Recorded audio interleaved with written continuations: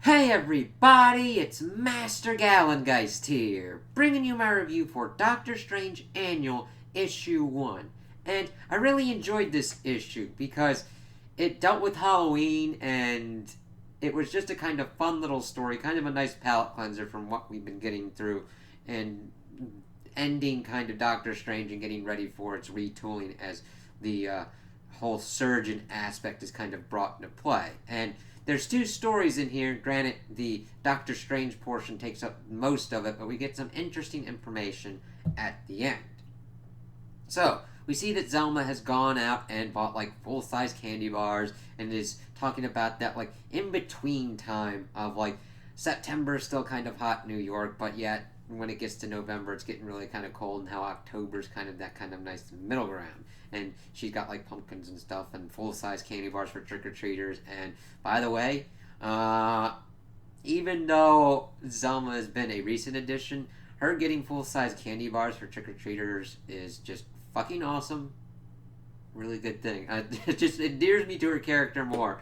So she goes in, she opens the door. We hear like shouting and everything going on. And we see Doctor Strange has gathered a cadre of other sorcerers and everything to kind of deal with stuff that's been going on in the Sanctum Sanctorum. And that they're pretty much trying to make a circle and kind of deal with the kind of dark stuff that's been kind of going on. And since it's All Hallows Eve and all that, going on to that. And using it to kind of help bring everything together so that way they can make sure that the Sanctum's good and everything. Well, that's pretty cool. And of course, Strange has brought Zelma on board to kind of look after their bodies as they're doing their circle and doing astral projection and everything. And Doctor Strange was being a little bit too snippy with her, in my opinion, but I get that he was on task and trying to get something done because he kind of had a short time frame saying, "Hey, I asked you to get supplies." It's like, "Yeah, I got candy bars and pumpkins and shit for trick or treaters, and I needed like red volcanic like salt and shit." And she's like, one of his other kind of people is like, "Hey, I've got salt. We're fine. We're good." So they're pretty much setting her up. She's kind of like being the lookout. They're dealing with like all the ghosts and everything. And one of these people approaches one of the other ones, shaman, and they evidently get into an accord that she will help him out tomorrow night with whatever he requests, and that it evidently the ground that the Sanctum Sanctorum is on belong to him, and that Stranger's going to have to deal with that at some point. So they kind of start doing their own stuff. We see that Wanda's involved. We see Brother Voodoo's involved, and some other kind of people around. It's like, all right, cool, nice to kind of just learn about these other kind of mystical people around, and they kind of are trying to figure out what to do next. And like it's almost like making fun. Oh, like what? Like evil nuns popping up. She then gets possessed by an entity that is dealing with nuns, and she kind of gets dropped out of it, and the Doctor Strange and his squad kind of go in to kind of help the nuns and everything. But these two snakes are kind of whispering to Selma, "Hey, don't you want to help those trick or treaters?" And of course, since she had been talking about like how it would be cool to get full size candy bars as a kid, she wants to make sure that the trick or treaters aren't screwed over, and goes and opens the door, and that's when these giant kind of like Medusa esque vengeance snake things pop up, and it's like, that ain't good. So she's kind of dealing with that as they've got this like weird entity that had burnt down like an orphanage on the ground in like 1972 and has been like tormenting nuns. Evidently, they kind of treat him as kind of like a child, because kind of still is, but they kind of like capture him, set the nuns free, come back out, and they're like, "Ah, shit, we got snakes to fucking deal with." And Stranger's like, "Listen, you shouldn't have listened to those snake dudes. I told you to ignore them." And of course, she's like trying to explain it was for the trick or treaters. Granted, good intentions.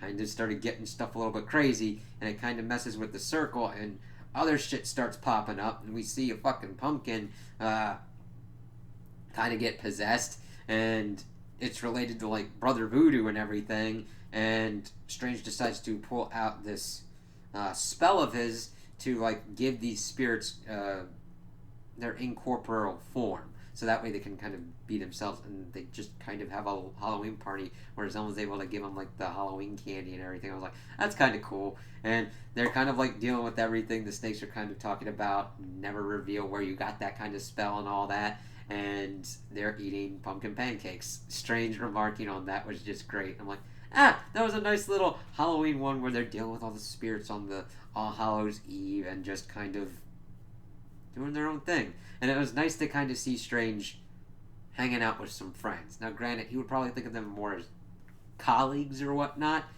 depending upon relationship levels, but it was kind of nice. And seeing Zelma just kind of dealing with being the apprentice was kind of cool. We then switch over to the last kind of story, which starts off kind of weird as we see these two guys trying to steal something and trying to go after this kind of sword, and they find this like weird black weird creature that's got like two mouths and everything. I was like, what the fuck is that thing? And one kind of is going through like these trippy kind of shit, and the other one has gone for this sword, and they've evidently got dual powers. Like one can sneak into a place, and one can find like the most valuable prized possession in any place. And the dude that was able to find the possession has it, but then gets stabbed in the back of the throat, like through the neck, by his other person, and we find out that he's possessed by this like weird demon creature that's trying to get this sword that can kill the Sorcerer Supreme.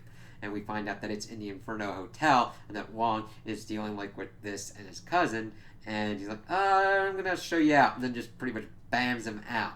And we get this important information that this sword that he was looking for isn't a sword, it's actually a spell that is tied to Wong, that if the Sorcerer Supreme goes rogue, he can take him out. Now, granted, it will cost him his life to do so, but that's an important tidbit that we haven't really had before. I'm like, that's kind of cool. We'll have to see how that kind of goes. If Doctor Strange gets into a position that he has to be taken out, or if there's another Sorcerer Supreme that'll come up at some point, and then Wong's going to have to make that call, and how Strange will have to deal with that. So it's like, okay, interesting little tidbit and information that we've learned that we'll have to see how they're going to be using going forward. So I like this issue just because it actually really honed in on the promise of like a Halloween issue, and just worked very well with Doctor Strange's world, and just gave us a nice kind of romp that is a nice kind of palate cleanser for what we've had, and setting up for kind of Strange in the future while giving us some cool insight into Wong and kind of what's going on at the Inferno Hotel. I kind of wanted a little bit more information since Mephisto has really been making moves in the larger Marvel universe, but I know that wasn't what this kind of like an important objective of this issue was. So it's like, okay, it was nice to see that. I can't wait to see what else will be going on with it in next issues. So those are my opinions on the issue. Tell me what you guys think in the comments below. If you liked it, if you didn't like it, if you agree with me, if you disagree with me. Also like and subscribe, and I hope you have a good day.